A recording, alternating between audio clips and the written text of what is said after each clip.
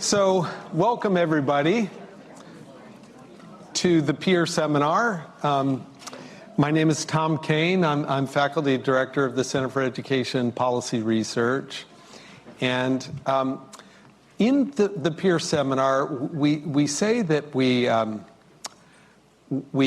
ask questions econ style, which means if you have questions during the talk, you can raise your hand and ask them. But I may intervene if we're getting too far behind. So we'll see. If you are, Ashley, are we doing this thing with the YouTube email process? Ashley's not here. So if this is being played on YouTube at the moment. So if you're in the YouTube audience and you have a question, you can email PIER_fellowship@gse.harvard.edu, and Ashley can pass your question along to me. So I just wanted to welcome our speaker today, Susanna Loeb, who's professor of education at the Stanford Graduate School of Education. She's also founder and executive director of the National Student Support Accelerator, who will be talking to us today about the research they've been doing on the impact of tutoring in various districts around the country.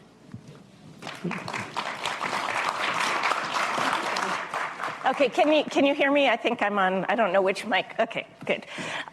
Thanks, Tom. Thanks, Ashley, for setting all of this up. It's been wonderful to be here. So today I'm going to talk to you about this project on high-impact tutoring that I've been working on since about 2020, and the kind of approach to research that we've been taking, which has really been informative to me, and hopefully it will be useful to you as well. So just as a starting point, we're really interested in doing research that is beneficial to the world, as I'm sure many of you are. And part of that is understanding kind of what our world looks like how can research be used in the world.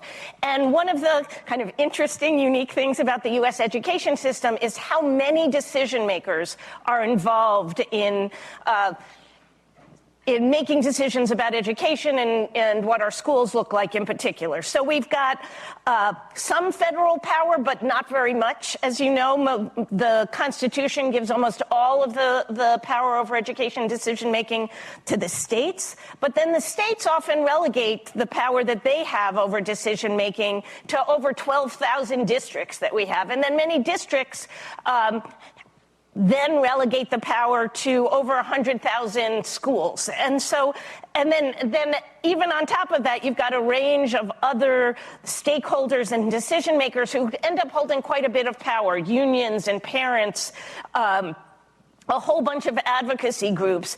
And at the same time, there's variation in the contexts, in kind of the opportunities and needs across all these places. And so if you really want to do research that can affect what happens in schools, you have to really think about who are the decision makers and how do I reach those decision makers.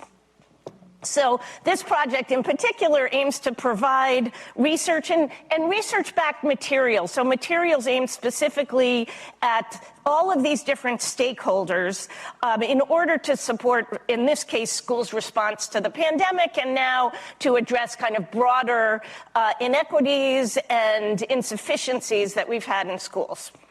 So this started with COVID, and I'm going to give you a graph that I think Tom made.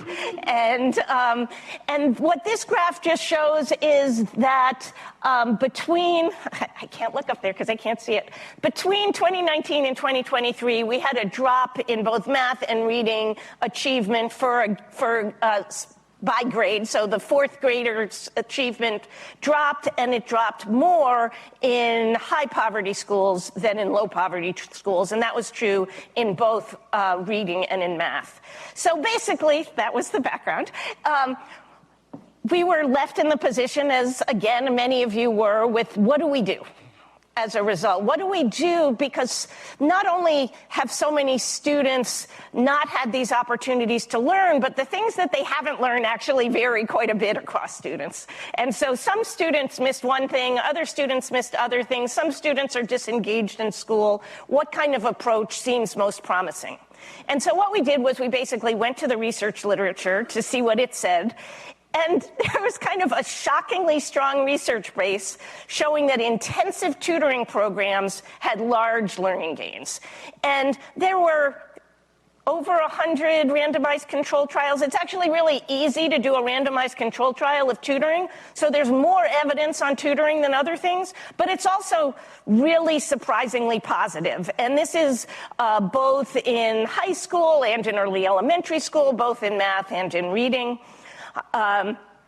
Almost all the studies, of course, there's always bias towards studies that find effects. Nonetheless, it's really strong evidence that it could have effects. It's not that surprising that they had that effects. I think it's both a logic. So what does intensive tutoring do? What it does is it creates a motivating and engaging relationship between educators and students. Since it's one-on-one or one-on-two, you really get to know each other because it's a consistent relationship. And it targets just what the student needs. If the program uses data and all of those things to understand where the holes are in students' learning, it can really target that instead of having to do a whole course again or something like that. So you've got the logic, and then you also have demand. So it is already the intervention of choice for families who have resources to buy tutoring. There are billions of dollars spent in the private market on tutoring. And it has been for a really long time. I actually think one of the great inequalities in our system is that you have a relatively high income student who's going along in school, something happens, something always happens, there's a glitch, and instead of kind of spiraling down, they get tutoring and they can keep going along. Whereas if you're in a family that doesn't have those additional resources, you have a glitch and you don't have something that gets you back on that track. So I think there is many reasons to think that this could be a promising approach.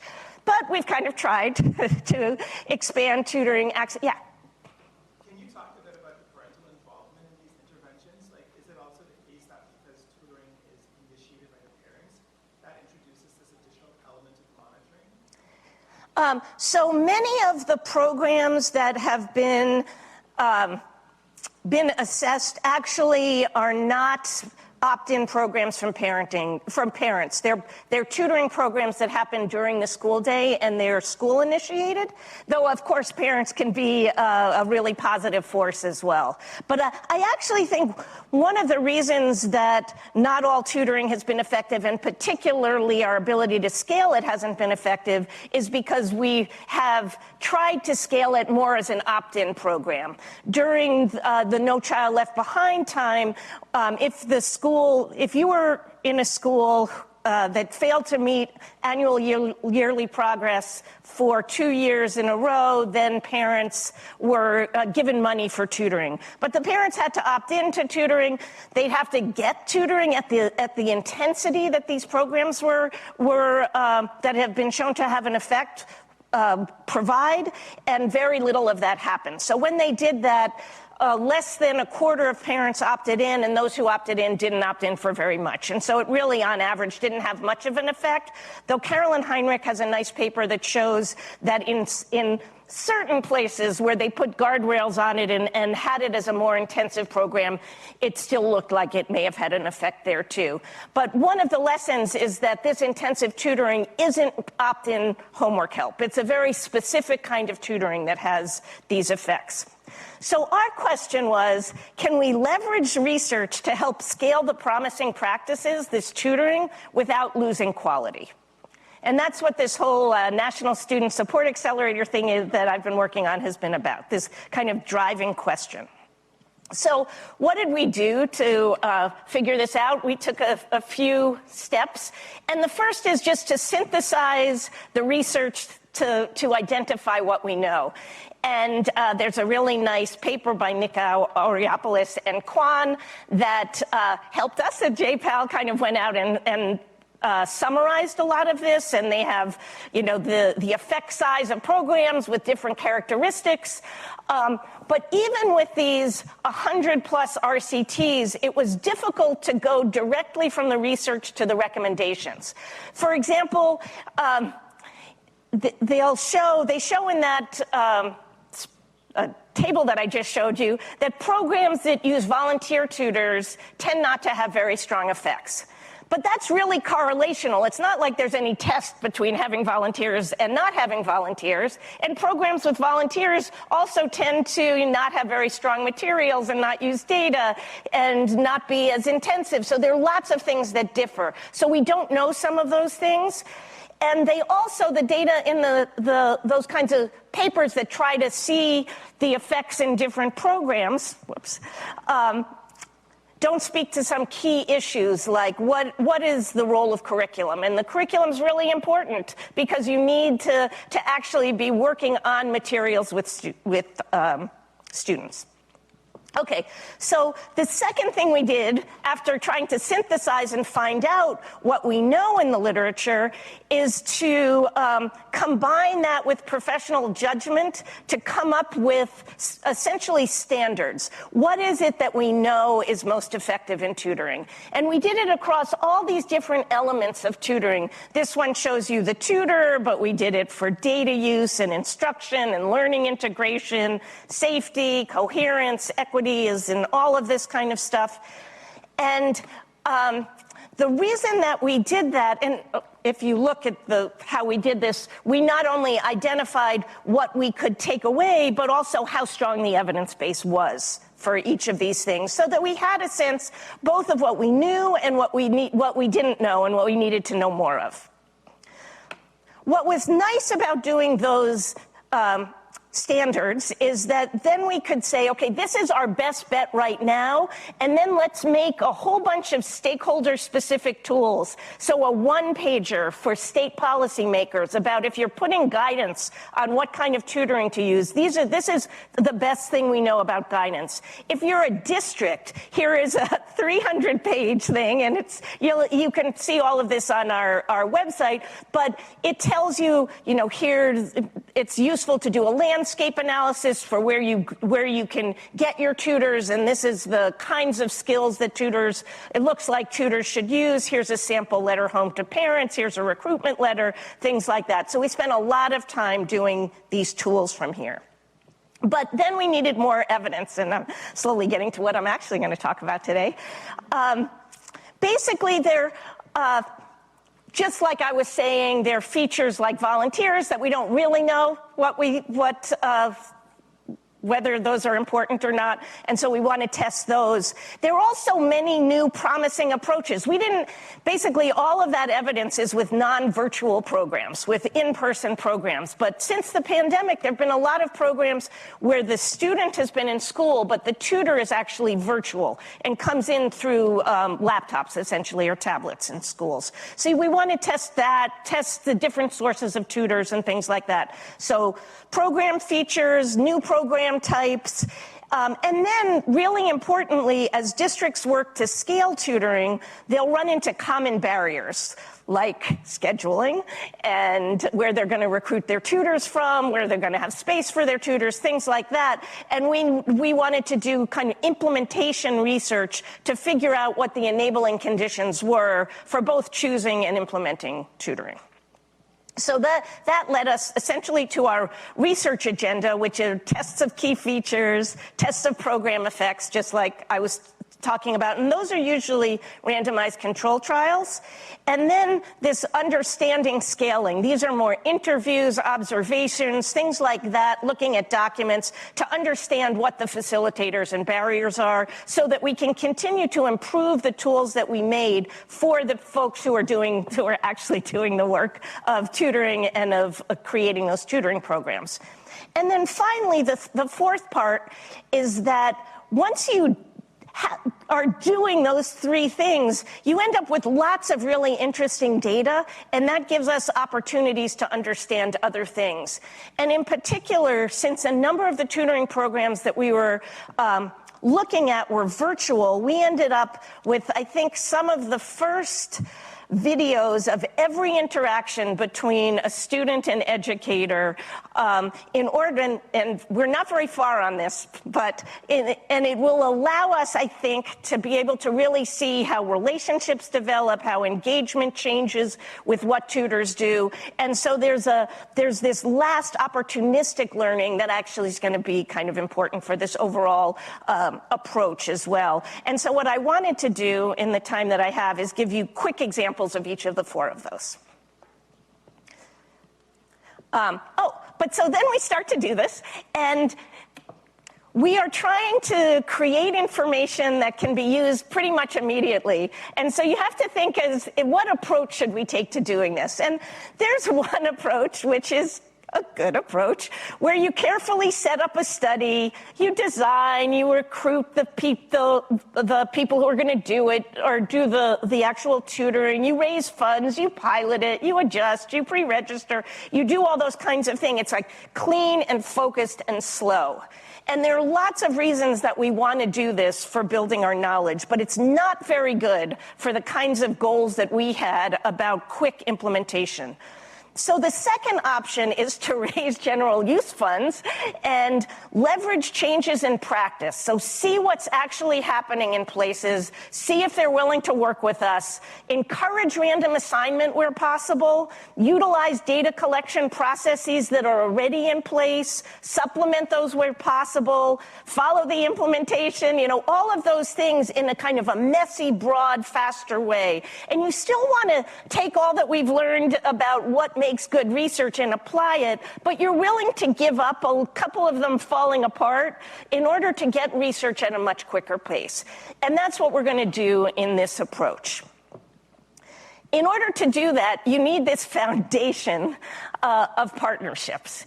And so we partnered with districts across the country, and this is so important because, one, they're actually implementing the approaches and the things that you want to study. They understand their context. They have the data. And those are all really important, and they're also a source for effective dissemination of learnings. I was just talking about that today.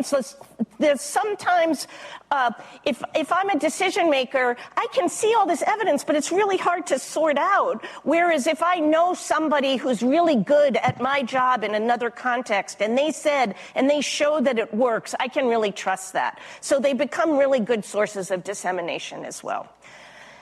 And so we made kind of research practice partnerships with districts across the country. And we tried to do it in urban and in rural places, in the north and the south, in big and in small districts. And it's a different kind of research practice partnership. It still has the kind of idea that you're trying to benefit both parties and really work together to understand something. But it's with people who are really interested. All of these districts were really interested in trying to implement not a particular tutoring program, but they were interested in getting their students relationship-based, intensive, individualized instruction. And they did it in a huge number of different ways because they had different opportunities and needs. But they were all doing it, and we were able to learn a lot from that. Okay, so example of first one, it's just really basic. It's a program effect. So in this case, this is virtual tutoring for young readers. Early literacy tutoring can be super effective. We saw, like, in the Ariopoulos or Nikau, Ariopoulos, and Kwan paper, but also in many other papers that tutoring can be effective. But almost all existing studies rely on in-person tutoring. We identified 6 rigorous studies of online tutoring in developed countries, and all were 5th grade or higher, and most were in math. Most were not even in elementary school, but they were all there. This is, I think, the first study of a virtual tutoring for early literacy.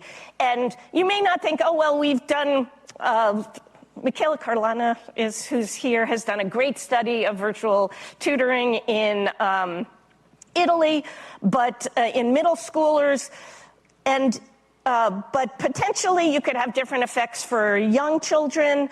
There are, you might think initially, oh, it's going to be so much less costly because it's virtual. It's not really. It's still like one tutor talking to one student kind of a thing, but it might be easier to staff. And in a time when it's hard to find people and you want to be able to find people who may just tutor 1 or 2 hours a day, then that cost of transportation and stuff can be really high for them. And so virtual tutoring can be really useful. Okay, so we partnered with a CMO for this one in Texas and the On Your Mark tutoring program, which is a kind of science of reading-based tutoring program, 20 minutes, 4 times a week, virtual. There are about 2,000 students in 12 schools. They allowed us not only to randomize whether kids got tutoring or not, but whether they did it in one-on-one or one-on-two, in a one-on-one or one-on-two setting. And that was really nice because then we could learn 2 things from that. So what we did was we paired students because we wanted them to need the same kind of focus based on their initial test. We paired them, then we randomized pairs to either get tutoring or not tutoring, and then we split some of those pairs to get one-on-one instead of one-on-two. The other interesting thing, just for if you're trying to do fast implementation of RCTs, which aren't always easy, we allowed each school to choose 10 students, or we agreed that each school could choose 10 students that would just get this program.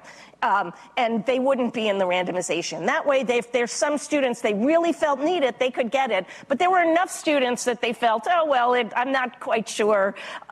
Given that we only have a limited number of slots, we're okay with you randomizing. Okay, but the problem with fast moving.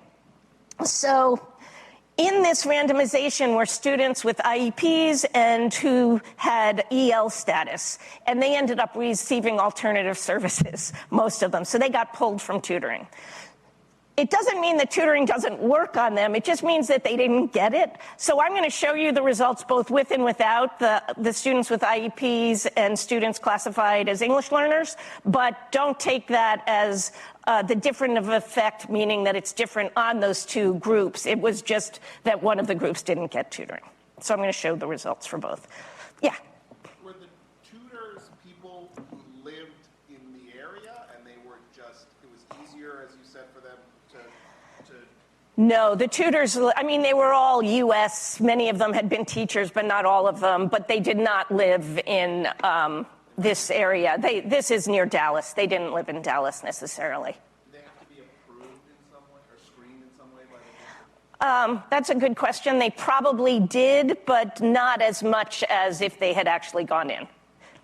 So fingerprinting and stuff was always an issue in some of these kinds of things, but I don't remember in this district if they needed it or not. Certainly in some of the places they did. Okay, so what did we find? We found that on average, it had about a 0.08 standard deviation, positive significant effect on the kids who got it. Nothing too exciting to see there. What was interesting was that one-on-one was about twice as effective as one-on-two. So it was much, much more effective to do one-on-one tutoring. Now, the context, in all honesty, is that On Your Mark had only been operating for 1 year, and it operated with about 100 students. In this year, they expanded to 1,000 students, so this was an expansion year. They also went from only one-on-one, and this was the first time they'd done one-on-two, so maybe that's something. But nonetheless, one-on-one was much more effective than one-on-two. Yeah. When you say one-on-one is more effective than two, what do you mean by effectiveness? Oh, sorry. Yes, how much they learned on the Dibbles test. Okay, yeah. Are there plans to, I know you're not finished, but are there plans to continue this study further? Because I'm thinking about the long-term effects. Yeah, that's an excellent question. Actually, one of the drawbacks of moving fast, particularly in this, we are following them, but in the next year, they gave tutoring to both groups of children, so it's very hard to follow. So that's another downside. So there are good sides and bad sides about moving fast. Yeah. Do you have information about the attendance rate of the We do. So it's like for one-on-one, it's different from No, not too much. It's not too much different, the attendance of one-on-one and one-on-two. We actually have all the videos of them, too. What we do see is that sometimes, like, one kid will show up later than the other, and then it interrupts what's going on in the session. So there are those kinds of things that we haven't done as much analysis of the data as we want to, but there are things like that going on. But that is one paper in process to try to understand the actual interactions and what's happening in one-on-one versus one-on-two. Yeah. You touched on demographics, right? Not achievement. So is it possible that the reason why this is having effect is because it's just catering to two people? We match them on prior achievement, or not even prior. We match them on achievement of a test right in the beginning. Are your interpretations as capacity implementation on one versus one? Well, it's also just maybe a relationship is really important. Maybe, and these are little kids. Maybe if one gets distracted, it's harder. But we are really trying to understand that with the videos. Yeah. So obviously these are, much smaller than the pre-pandemic Yeah. research. So Smaller in. than the 0.03. Oh, the effects are. Yeah.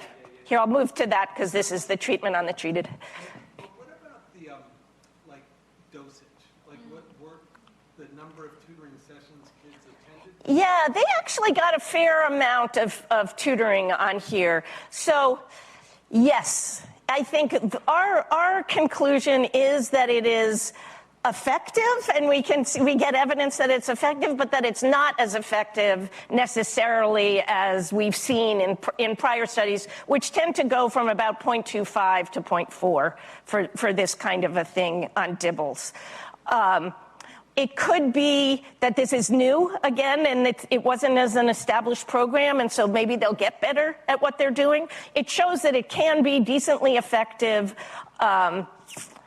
There could also be that the district, for the kids who weren't getting this, it is kind of business as usual, but this is a response to the pandemic. They were working really hard on all the students and helping all of the students, even if they weren't getting tutoring.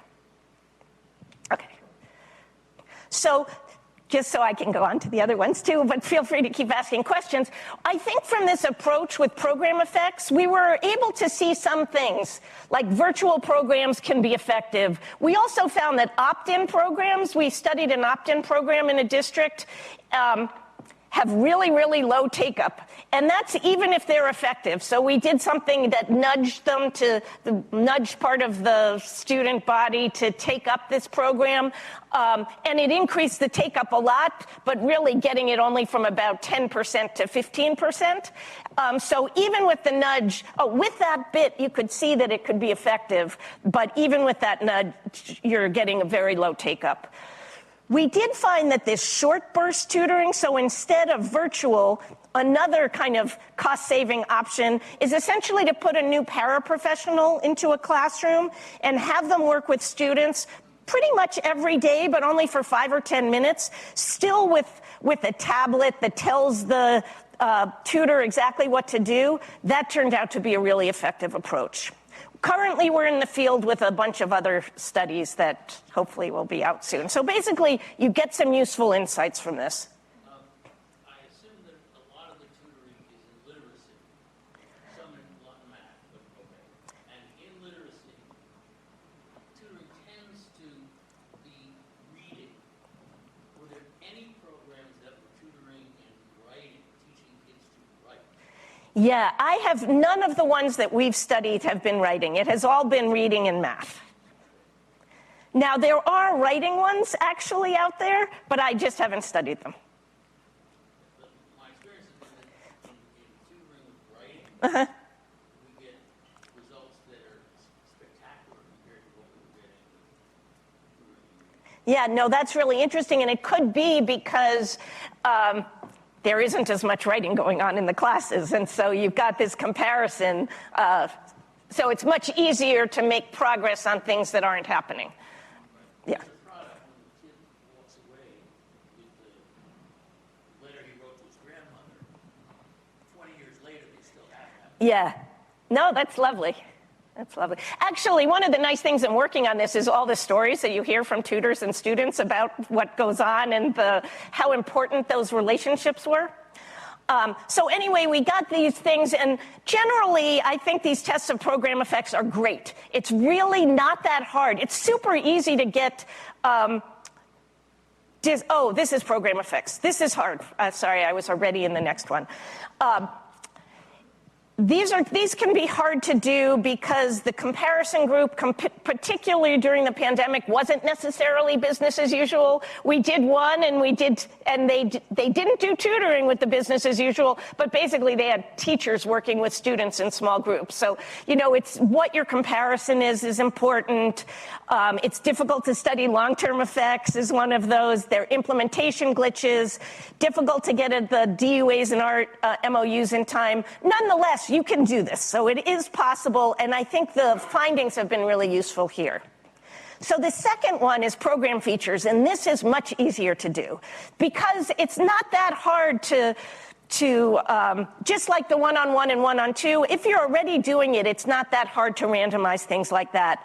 One-on-one and one-on-two is much harder than most of the things we're going to test, which are things like, what if we give supports to tutors through text messages? Or what if the tutors get coaching versus not getting coaching? Those kinds of things. So I'm just going to give you one example of how you can do these really believable kind of tests of things while these kinds of programs are being rolled out. Okay, so this one, sorry, I guess I can go back. All of this is not just me, any of this. Carly Robinson, who's on here, for example, kind of leads a lot of the research that here. But this is just one about trying to recruit college students to be tutors, because we need to do that. So there's a potential for higher ed students to support K-12, particularly in tutoring. There's a big demand for tutors during this time. We know from all that evidence that programs with college students can be effective. Paid tutoring also allows college students to do lots of good things. They get to make money, but they also get to do things for their communities, develop skills that will be helpful in the labor market. But the question is kind of, how can we best recruit students? Because having the opportunity may not be enough. They have to kind of register that they have that opportunity and what that opportunity means to them. And in particular, we were worried that college students would see advertisements for tutoring and say, oh, that's a do-gooder job. It must be volunteer, so I'm not going to look at it. And so what we wanted to do was to think, can we make other aspects of the job, pro-social aspects, like doing good is one of it, but other aspects, career development, pay, hanging out with other students, can we make some of those salient and see if that changes the recruitment? And so we partnered with a place called Grand Valley State University, which is a public school in Michigan that already had a tutoring program that they had been doing since 2020. And they had about 700 college students in the 3 years or whatever it was before do it. But as the tutoring demand increased, they just wanted some help figuring out how to recruit. So we basically just developed 4 email messages, one monetary, one pro-social, one focused on career, one social, and one their basic one. And I'm just going to just show you as an example. The basic one is GVSU K-12 Connect, sign up to be a tutor, is the main thing you see. And the subject area is sign up to be a GVSU K-12 Connect tutor. Very subtly, we changed the email message to earn money, sign up to be a tutor. And so each of them were kind of like that. Contribute to your community, something like that. Okay, so what did we find? So the email open rate in general was about 70%. Lots of people opened. Then about 4% of people clicked through to see the application. About 1% applied, about 0.5% were hired, and it was hired blind of knowing what email message they got. And then only about 0.5% of people were employed 6 months later. So what happened here? So we didn't see any difference on the click rate through, but I mean on the open of the email, but click rate through, we increased it by, 70%. Applied, we doubled. Hired, we more than doubled. And what's interesting is employed after 6 months, we tripled. with the monetary. And I think what's so interesting about that is you would think, oh, we're pulling in all these people who just care about money. But actually, we're pulling in people who were then more likely to be hired by folks who were blind to it, and they were more likely to stay. So I really think we were pulling in people who needed money and didn't think that they could do this, even though they really wanted to do this. And just as an example, I think I say it here. Oh, not quite yet. Maybe I say it later, but I'll just tell you. If we had given all of the students just the basic one, we would have pulled in, I think, 104 students hired 104 students. With the applied 104 students. With the monetary condition, it would have been 410 students. This is like meaningful differences in how many tutors they have to do things. But then we asked them on the application, why did they apply? Nobody said monetary. 2% said monetary, right? So you can't go with what people say and thinking about how you try to recruit them. It's really important to do these kinds of things. Okay, so the yeah.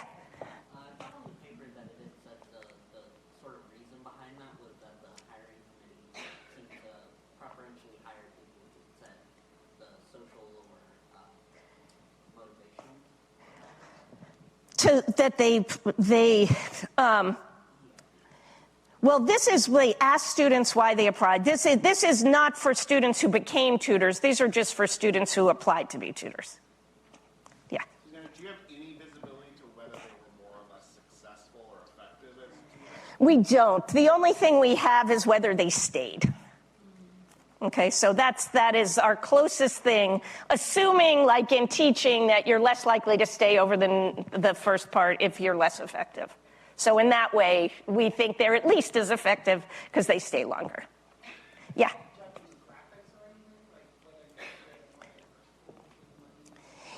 Yeah, we have some demographics. There really wasn't very much difference across demographics except for the folks in which isn't quite demographics, but if you were in an education major, you were like a little more likely to say career, and you were a little more responsive to the career things.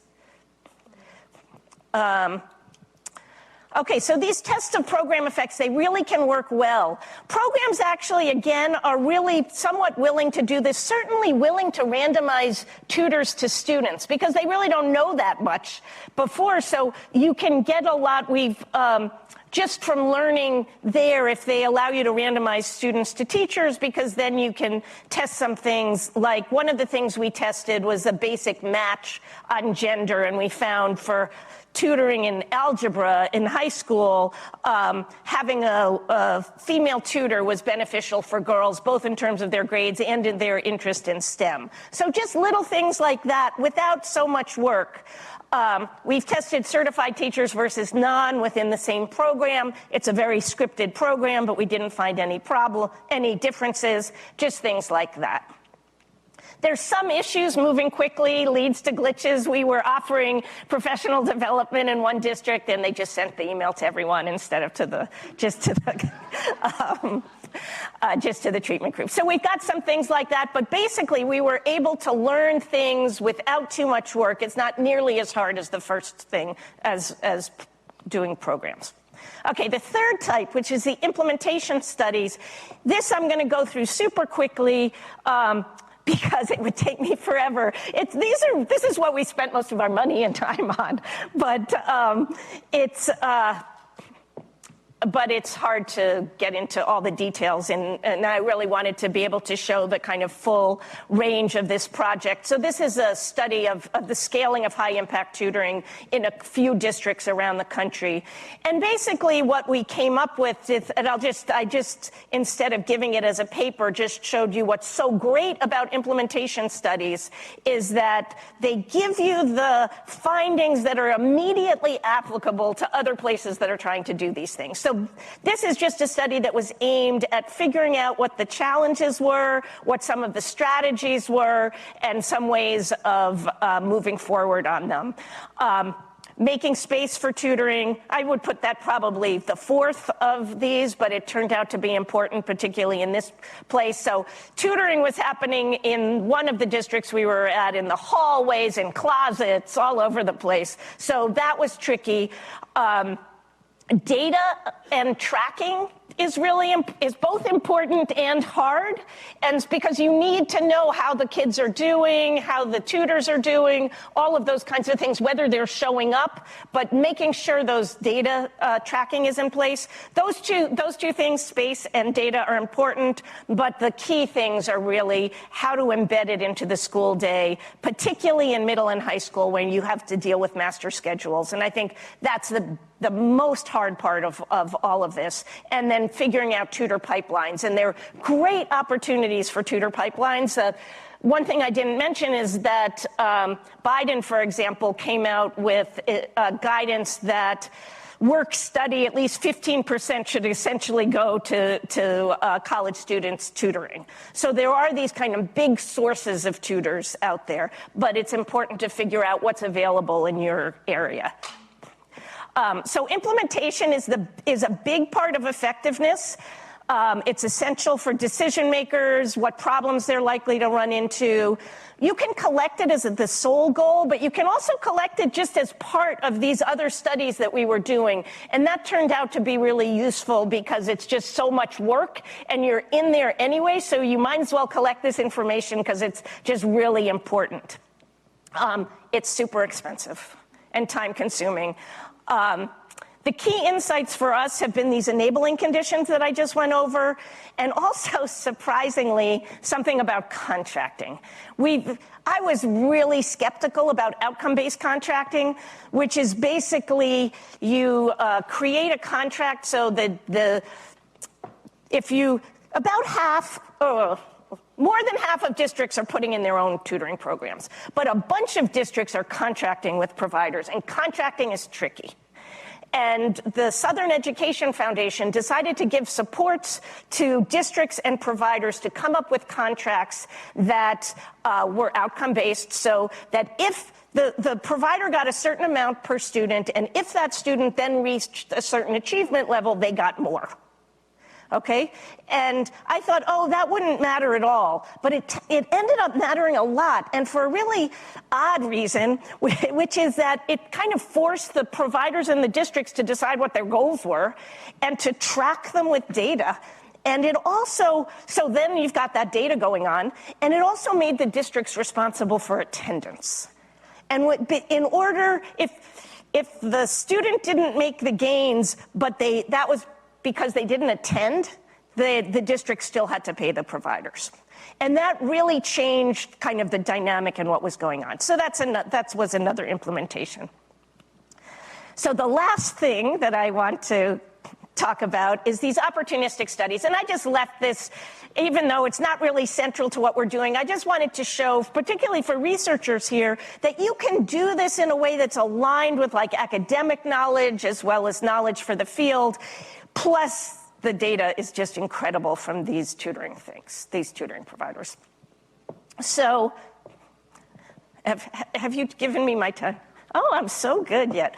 Okay, so many tutoring programs deliver it virtually, and these recordings offer opportunities. And I'm not going to focus on this on your mark example, but I'm just going to give you, because I talked about it before, I just thought I'd give you one thing that we found looking at the 1-on-2 sessions. So you've got one tutor, two kids who are in kindergarten, first or second grade. And you observe what's going on. And just for a first pass, what we wanted to know for the tutor is how much time they spent talking to both of them, how much time they spent talking to one of the two, like talking to student A or student B, and then what the content was of that. Were they talking about reading? Were they building relationships, or were they managing either technical problems or behavioral problems? And so we did basically a way that people who do natural language, we transcribed the data and we use natural language processing techniques, and I described those a little bit there, but I'm just going to show you like some insights that you can see from that. And so kind of one of the dramatic things that came out is that when girls were paired with girls, they got a lot more attention, essentially, than when they were paired with boys. So you can see that from that female-male. These are kids who were paired on achievement levels. So it's not an achievement level thing. Within a pair of boys and girls, when they split time and talk to one, which is something like sound out this letter, sound out this word, they're more likely to do that with boys, or they're more likely to spend time with boys than with girls. And then because we were able to look at whether they were talking about content, relationships, or management, we thought, okay, well, let's look at this because probably just the boys are acting out. But it isn't that. They're actually spending more time on the actual content of reading with the boys than the girls. Yeah? Disaggregate this by gender of the... Well, we did, but it's almost all female tutors. But we saw the similar pattern between the two.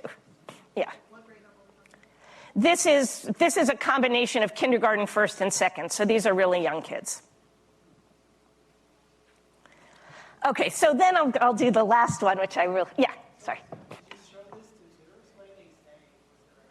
Actually, they say, oh my gosh, we went in and looked at this other tutoring program and we also found that that was going on. So there was a recognition that that was just kind of happening with tutors. And maybe it happens just in, classrooms in general. But because we see every interaction, it's really easy to say, wow, this is, usually we don't sum that up, but here we were really able to sum up for this whole time what was happening, yeah. Sorry, I'm mom of a 5-year-old. I'm wondering if they were actually spending that time instructing or getting them to pay attention. Right. So that was what we were separating here. That last one is the paying attention, that we tried to split it into kind of management. So that's what I meant by management. They were distracted or something. What's interesting is you see, they actually spend a lot of time on content here, but it was on the content that they were focusing on boys. Yeah. Are you able to look at who engages the interaction, like whether it's a student asking the tutor or a parent? Yeah, we will be able, but it's not split into here yet. Sorry. Yeah. Your wives is percent talk time? Yeah. What do they do with the other 85%? Or are these different? Average percent talk time to the individual. Well, this is the time, the percent of the total time that they're talking. So the kids could be talking too, or there could be some, drawing on the whiteboard or something like that. This is just the percent of overall time that the tutor herself or himself are talking to the students and splitting it. So it's about 25% of the time that they split, and about another 60%, another 40% of the time of the talk time that they talk to both, and the rest of the talk time the students are talking.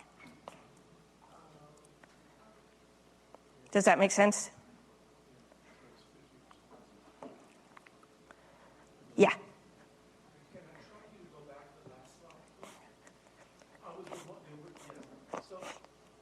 Sorry. Okay. Could you help translate this to how many minutes would occur in a session? So if I do this 60-minute session or 20-minute session, how much of that time would be spent talking to students on chat? Yeah, so you can see, so about 20% of the time is spent talking to one student. Oh, here, maybe it is, I have to remember this. I don't know, let's see, how is this? So more time, how is this going? I'm not sure, actually, I think I got this wrong. About 25% of talk time is spent on one student or the other, and then so that's about 50%, and then you've got another 35% or 40% that is spent talking to both at the same time. And so then the rest of the time is, I don't know overall how much is quiet, is what I'm getting at. But I should know that, and in the data I could see that, but I don't know it from here. Okay, but this one is really great, so let me just go to this. And this is cleaner. The talk time one is just is a thing in process, but I just wanted to show that to you because it just shows how you can use this data to kind of describe patterns. But you can also use it to kind of directly support tutors.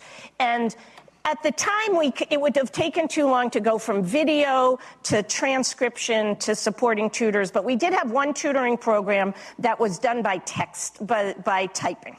So this is more for middle schoolers, but you would type back and forth. You could actually see the person on your screen, and there was a whiteboard, but it was math.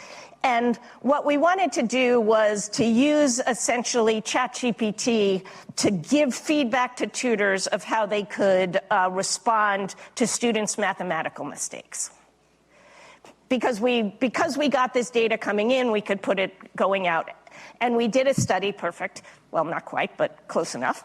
And I might push you 5 minutes. Anyway, it doesn't work great if you just do ChatGPT straight, but we worked with teachers to understand the thought and the process that they go by to identify how they should respond to mathematical mistakes. And we developed an approach where you, instead of ask ChatGPT to how would you respond, because they always just respond by solving the problem. Instead of doing that, we would say, explain, ask a question, give the overall sense, because the ChatGPT also had access to the curricular materials, give an overall effect, say something positive and specific about how the student was thinking, those kinds of things. And that really made a huge difference. It got ChatGPT to be not only better than it was before, but much better than tutors were, closer to what experienced teachers were. And we did this by having teachers, tutors, and ChatGPT all do the same, kind of respond to the same questions, and then we had teachers rating their answers. So what we did with the tutoring provider that does this is we built this into their tutoring platform where the tutor could press a button. Here the student Here the student is doing something I can't read. It says, if Bob has 10 apples and gives 5 to Alice, how many apples does Bob have? So it should be 5, but Robbie says 3. And then it says, oh, well, how should I respond? And it gives the options. It gives 3 options of things that teachers would normally do. And you can actually press and get 4 more options if you don't like those, but those are the ones that the teachers like the best. And you can click on that and put it in directly. You can click on that and edit it, or you can just read those and write your own thing. So what we did was we randomly assigned a bunch of tutors either to get this or not get this, but just over this 7-week period. And these tutors didn't always have the same students. So I'm just going to look at the effect on how much students learn during a session. So at the end of a session, they either haven't made any progress, so they don't take an exit ticket, or they have and they take an exit ticket and it's whether they passed it. Okay, and so we ran, and this was just this last March through May, so we haven't had this out very long. The tutors used it at about 30% of sessions, and when they used it a lot. They pressed the button a lot, 10 times, something like that.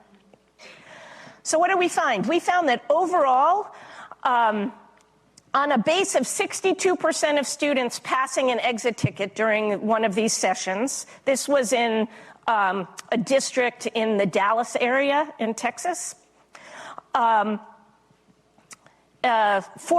more passed the exit ticket when they had one of these tutors. And that was nice. If you look only at people who actually clicked, so this is like a treatment on the treated, it increased the passing rate by 14% on this rate of 62, so quite big. But one of the interesting things is that we knew the rating of the tutor by the company before this went in, and we also knew how many months of experience they have. And the effect, which I kind of love on this side here, is that it basically pulled the low ranked tutors up to, but somewhere between where the middle and high ranked tutors had been before. So it was this was a 9% increase from about 56 to 65% passing for those tutors. It was also more for the less experienced tutors. Okay, then what we did was we said, oh, well, does it really change how the tutors talk? And we looked and kind of looked through the literature to find things that were good, like prompt students to explain, ask a question to guide thinking, and things that you don't want them to do, like just say good job, which is really what tutors say a lot. They solve the problem, that's give away the answer, and they say good job. And what we found is that we designed those blind to which tutors this was, but we found that it increased the positive communication that was going on, and it decreased the negative, particularly decreased the generic good job, but also decreased giving away the answers. And it increased prompting students to explain and ask questions to guide thinking, things like that.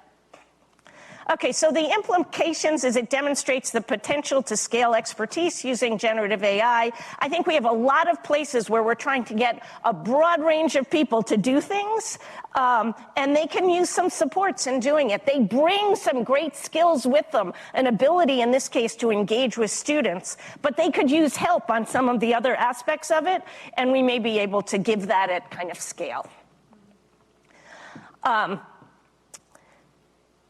Approach to additional. Okay, oh, that's good. Yes, so this last part it just gives you these additional opportunities, and that's a really nice part. Okay, so I just wanted to sum up the last bit. You can see there are pluses and minuses to this approach. We really can get useful information to inform decisions in real time, and this is about the effectiveness of new models, effectiveness of program features, enabling conditions, new insights from rich data. I mean, on your mark, even with this, is going back and saying, okay, well, maybe we just have to encourage our tutors to be more even in this. It might be only that they need to do to move forward. FEV, the group that we did the Tutor Copilot, now all their tutors get this. They all have Tutor Copilot in there. In moving fast, a good number of fall through. We learn less than we might have in well-planned and agreed-to studies, but sometimes well-planned and agreed-to studies fall through too. Plenty of mine have. You also, because the programs are developing and are new, that might not give you the long-term effects. You have to really think about what is generalizable from what comes out of it. Comparisons may not be business as usual. So one of the reasons we might not find as big effects as we expect is that the program is developing. The other is just like the business as usual could be really good as well. The data is less rich. Funding timelines don't always match, and publications and journals, who knows what's going to, what I think is so interesting here really is the whole approach to this. And I don't know, I need to write a book or something, but I don't know how to do that. Nonetheless, so just to end on a positive note, prior to the project, tutoring was really for students from higher income families. We have this beautiful graph map that we've done together in DC, where you can see where all the tutoring programs were before and where all the private tutoring programs are, which are all in high income neighborhoods. Now they're all across the city. There were few states with tutoring legislation, no common definitions. Now I think, this isn't us. There are lots of groups that have really gone and done this, but the whole force of folks working on this has really led to a common language, shared research where many people are doing research and they're talking to each other. We make these really boring tools on our website and have almost 1 million visits to it. Like, people are actually surprisingly using this. Texas took our district playbook and put their name on it, gave it to all their districts, which we want. So we have a self-assessment where programs can come in and just describe what they do, and it automatically compares it to the standards as we have them as they move along. And we have over 300 organizations who took that, and if you look at what's going on, 26 states have legislation that are really aligned to the standards that we have here. 39% of districts say that they engage in high-impact tutoring, not just tutoring. So do 53% of schools. And people have estimated that more than 5 million additional students have access to this kind of high-impact tutoring. So there's our website, and I look forward to the conversation.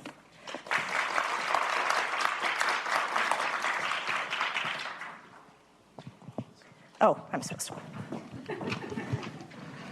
So if folks have questions, I think so when people were asking questions from the crowd, could other people hear the questions being asked? Yes. All right, so maybe we'll just keep up with that same format. But I might just be thinking about your questions.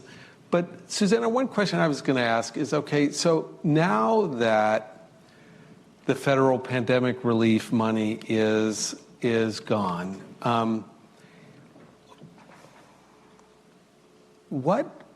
so how many states have funded tutoring programs with their own money, and what proportion of districts are using their own money? So, like, what do you see as, like, how much of the increase in high dosage tutoring is going to be sustained post-pandemic? Yeah, I think that's a great question. And you may know this better than I do. So a lot of states, not necessarily have funded it, but are still focusing on how to get districts to provide high-impact tutoring. And we had 26 states that we think have done this already. I really worried that just like the interest in general will go away as ESSER funds went away. That has just not been the case. And I think there are a couple of reasons for this, aside from the fact that it is, like, great to get students to do this. But so what were those reasons? There are these ways that you can do it anyway. One, because it's already in the districts in general, there are a number of districts that are kind of trying to keep the things that work and get rid of the things that aren't working. And this is emerging in many places as something that it's working. So there's a lot of kind of interest locally to keep it in. Places that already have MTSS systems, so response to intervention, and they have intervention periods in the day, are really well set up to do this, and they can switch over some of the programs that are there. Similarly, in the younger grades where paraprofessionals are, there's been an increasing recognition that paraprofessionals aren't leveraged in the way that they could be, that it could be a more enriching job for them as well as beneficial for the students if they were doing kind of working with students one-on-one, particularly because so many teachers don't know quite what to do. So there are opportunities that are already there in schools. So that's one. A second is that new curriculum that is programs that are coming in, like when Florida and Louisiana are putting in this early reading curriculum, they are bringing tutoring with that. They're now saying, okay, as we try to address this particular learning issue, we not only need curriculum and professional development, but we need individualized instruction to make progress. And so that's a second way in. And then I think there's been a recognition that there's a wide range of potential sources of tutors that districts don't actually have to pay fully for. So work study is one of those that's really good. A second is actually a number of teacher preparation programs across the country have shifted the first thing that teachers in training do is from observing classrooms to tutoring. They provide a real source of tutoring. There are also kind of groups around the country that would be willing. I was just talking to someone, this was in community colleges, but where they've shifted all the people from drop-in tutoring to actually high-impact tutoring, and that's had a huge effect because no one was dropping into the drop-in tutoring, but they had those resources there. So I think it's creative, and we have to think about it, but there's been much more of a show of interest than I was expecting there to be. Great. Alex. You kind of alluded to this in your last answer, but how amenable to high-impact tutoring is the structure of the standard school day in terms of thinking about making sure it's in school time and all these other pieces? Yeah, so it is so important for this to be done during the school day. Many districts tried it both ways, and almost invariably they find that kids don't show up when it's after school, particularly kids who don't like school, not surprisingly. I don't want to volunteer for more school if I don't like school. So it's really important that it gets there, and it's really hard. So that's why I actually think early literacy is really nice, and early math is really nice because you've got much more flexibility when a student is in the same class. Nonetheless, I think, our high schools in many places are not working. If you have a district and 50% of kids are failing algebra, that's not a kid issue, right? We've somehow done something wrong in how we're structuring schools. So I think it is difficult. Nonetheless, I'm optimistic that we can rethink how to structure it in order to build it in, kind of starting from the student and realizing that they need it. And some of these, again, more kind of AI-based things like Timely or something like that, these scheduling programs that allow maybe a more flexible master schedule can really be helpful in kind of thinking through changing master schedules and maybe even changing kind of staffing models. Andrew. So thank you for your tutoring effects on DIBELS. I just want to thank you for also doing an analysis that includes another outcome variable, the MAP scores. And I was wondering if you could talk a little bit about the discrepancy in the findings for the DIBELS effects versus the MAP effects, and then maybe more broadly with tutoring effects in the literature, tutoring effects for sort of narrower outcome domains versus tutoring effects for broader tests and outcome domains. Yeah, no, I think, and it's both narrower and broader, and it's also where the kids are versus where they aren't, particularly in early reading. So I think some of the MAP and iReady and stuff like that are testing some things that the kids that are getting because on your mark, they're taking kids who are struggling. The schools are identifying the kids who need tutoring, and they're probably not up to where those state tests are. But I think that is one point so the effects on DIBELS are greater than the effects on MAP. I've actually found that a little in other studies too, where the effects on DIBELS or on kind of phonics-based outcomes are bigger than the effects on kind of broader outcomes. I am not an expert in here. Most of you probably know more about this than I do, but that doesn't keep me from talking, so here we go. I think tutoring is great on certain things that is really something that an individual learns on their own with supports, not as much in a social situation. There are things about kind of understanding what you read, being creative, coming up with new ideas, critical thinking, that you actually may learn better in a group.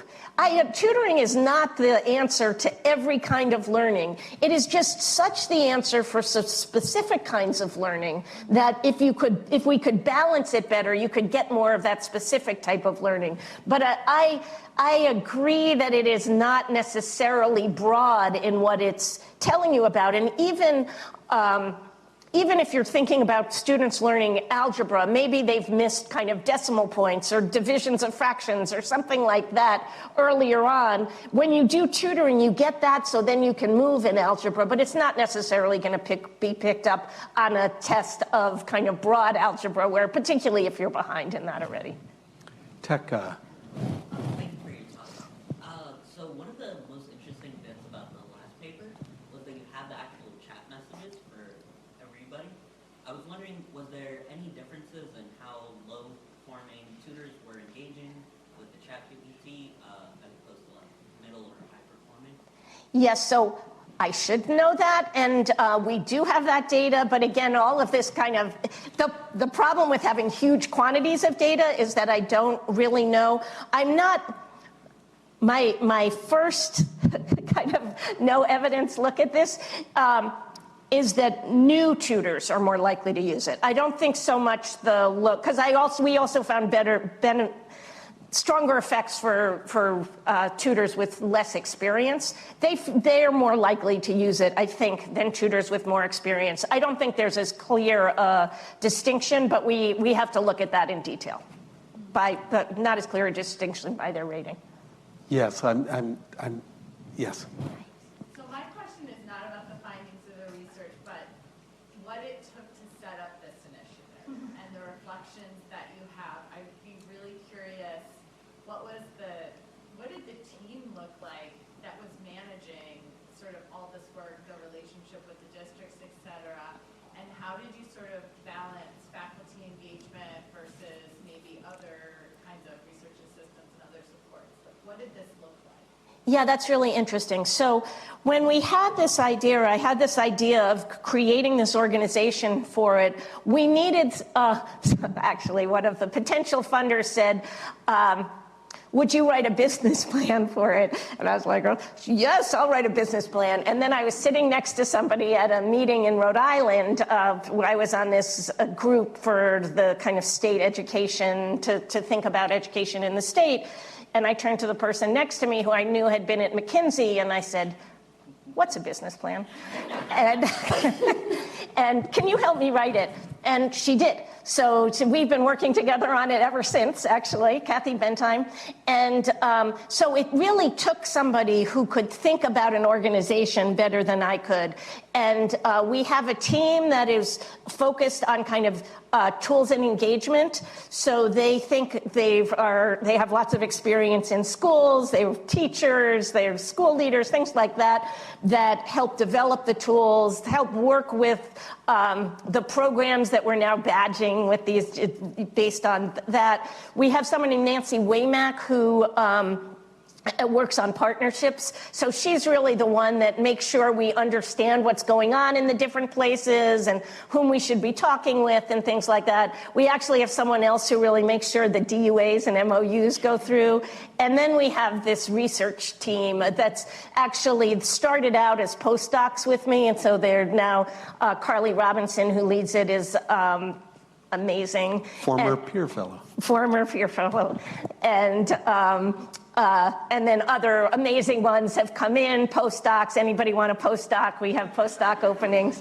But it's really been nice because I think we've been able to do things where the different parts of the research team take responsibility for different projects, and that's fun for them, as it is to kind of have a group that they can talk with. Yes, and then two up here. Yes.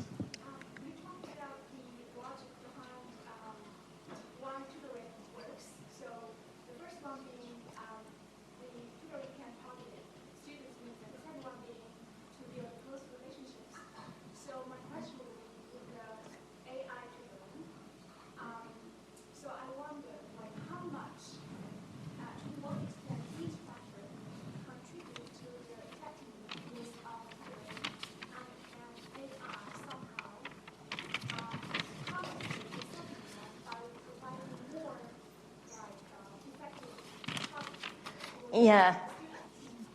So I am super skeptical that, so the AI that I did was that we did, Rose Wang, who's a doctoral student, she led that project. I'm just on it. Is for the tutor, not directly for the student, right? I really think that the relationship is important, not only because everybody that I work with, all the educators that I work with say it's important, but I've worked with a bunch of these more computer-assisted learning, AI-based providers. They have a really hard time getting students to do it. Even if it works when they do, it's just not getting the students who are disengaged. So I actually think the magic comes from both of those things, but there are ways of integrating them together. Like if you have that really close relationship, maybe the student will work on an AI-based chatbot kind of tutor on the off times a little bit, and you can save a little time that way because it is engaging in the moment. It's just not engaging enough to have the kind of effect that you want over the long run. So I think you need both of those things in there. So I'm sorry, one more question. So Adrian or Caitlin. So you started off by talking about why high-impact tutoring lends itself to this sort of methodology. Is it a unicorn, or are there other types of interventions that either you like your site self-settings and making sure you push others? Yeah, I think other types do. So I think it was a unicorn in how many randomized control trials it is, but it's a really hard thing to implement. It's not great that way. It has like hard things about this too.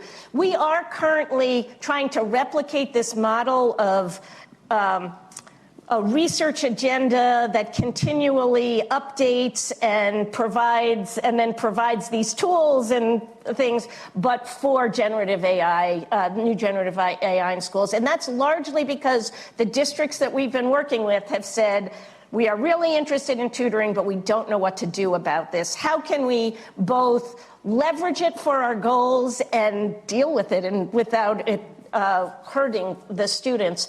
And that just led us to say, this is a place where we need tools for all these decision makers. We can have this same kind of research approach. We have started partnerships with a number of the places that provide both the overall AI tools and teacher-specific ones, and we're just in the earliest stage. It's a little different because it's not that we know what to do. Instead, we have this innovation, and we have to figure out what to do. But I think it will work in both cases. Okay, so please join me in thanking Susanna.